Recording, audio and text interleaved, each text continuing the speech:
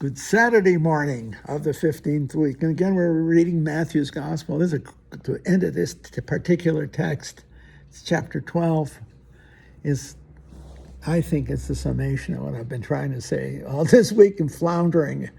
Anyway, the Pharisees went out and took counsel against Jesus to put him to death. When Jesus realized this, he withdrew from that place.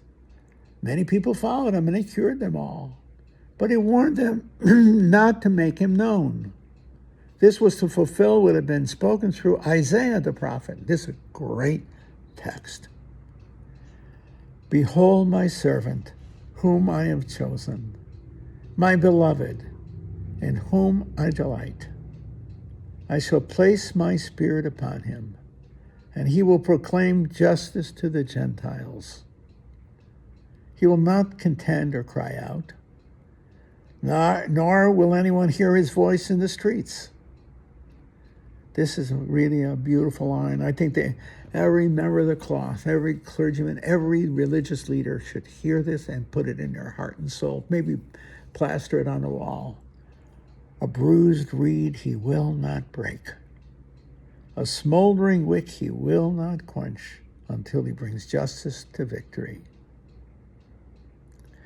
And in his name the Gentiles will hope. See? A bruised reed he will not break. A smoldering wick he will not quench until he brings justice, the right order of things to victory. See? Makes it all right. That's in eternity, you see. Bruised reed he shall not break. I think that should be put on every confessional within the confessional, right next to the words of absolution. They always put those in there just in case the old priest can't remember them. That'd be one of them, okay? A bruised reed he shall not break, and a smoldering wick he will not quench. See? He will not. That's a beautiful concept. You're there not to judge in that sense, but if to make a judgment is only to foster the life of that person, to foster it, to shape it, to help that person mature in their beliefs, mature in their faith, mature in their love. A bruised reed he shall not break. See, a smoldering wick he shall not quench. You stir even the slightest hope, you foster that hope. If you see a spark, foster the spark, you see. Turn it into a flaming bush. Try to anyway. I take that so seriously. How could you not?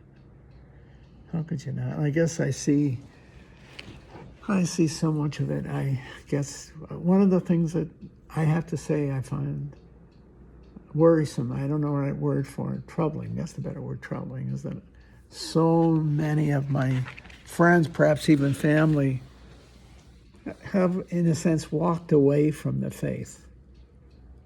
My generation, how so many have left it, if not completely, left it in a sense practically. People who had very, very strong faith in their younger lives, but now have walked away. And I feel a deep sadness about that.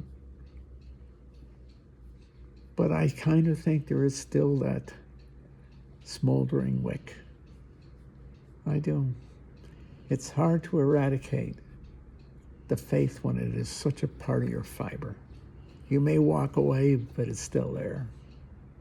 Every so often I catch that. Some of my friends, whatever. I'll say something not overly pious because that'd be laughable, but it'd be more like, keep you in my prayers. I remember one fellow said, thanks. Why would you say thanks to something you don't believe in? Because you do believe it. You do believe it. You just don't know how anymore. See? Or what can happen is you become afraid to believe. Because at one time, when you believed, it made so many demands on you. It felt like that, and you feel free of it. I don't know. We came out of the pious 50s, which were incredibly moralistic and strict. And the 60s and 70s broke all that. And it could be they couldn't distinguish between the kind of moral rigorism of the 50s, and God knows before that, and, in a sense, the freedom of love. I don't know if I said that right. They feel called to love it, but not what they remember of the church being a church of condemnation and fear, where virtually anything and everything you did was seriously sinful. You know, the priest in the confessional saying to me, "You're so weak." You know, for what? Saying a bad word? Yeah, I'm weak. I'm human. He should have laughed. He encouraged me a little, but don't condemn me. Not for that. Not for that. There's plenty to condemn in the world, but make sure it's worth condemnation. And don't let the trivial become big when it's trivial. At the same time, as any of the ancient Greek philosophers knew, even trivial flaws can mount up into bad habits, and then you start playing rough in the sandbox. So there is an importance to good manners and good practical morality. Be kind to your brother and sister. You know what I'm saying? Yeah. Because you're building habits of the heart. But what you don't want to do is put terror in there. Make it terrifying. So that if you do this, you're going to go to hell. Or God will strike you dead. Remember I told you that incident with my brother? It was me, but our teacher thought it was my brother who was horsing around during prayers. It was me goofing off. You're lucky God doesn't strike you dead. What? 12-year-old boy for having fun, and he picked the wrong one on top of it. If God struck Pete dead, he would have been a mistake on his part. It would have been me. I'm the guilty party. It was me, you see. I don't believe God would strike anyone dead for fooling around.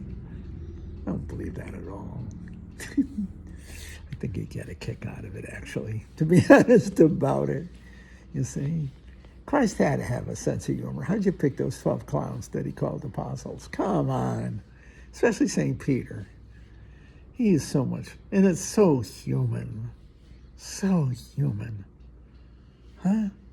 He's got his sandal in his mouth half the time. The other half is a shoe. You know what I'm saying? Oh, God, I love St. Peter. So I love St. Peter because he gives me solace. Because I walk with him as a member of the church. We walk together. And if I get a kick out of him, it's a kick that helps me get a kick, and to some extent, out of myself. And I know how to beg pardon for my sins, as Peter did. Remember? He cried so hard he got scars on his face. Yeah. Because he betrayed Christ. Well, I don't have scars. But I think the heart of Peter is the heart that all Christians should have, and especially me. We've been given so much. The dangerous infidelity. Yeah, not saying a bad word here or a bad word there, but being unfaithful to whom and what we've been called to. That's the truth. I'm grateful for the St. Peters out there, and I'm grateful for the order. They taught me about the love of Christ. They taught me the difference between serious sinning and trivial. I learned that in the order. We make great confessors. We are. We're known for our confessors, right? Because they knew the difference. They weren't lawyers. They were passionists. And they contemplated the cross of Christ, especially in the confessional.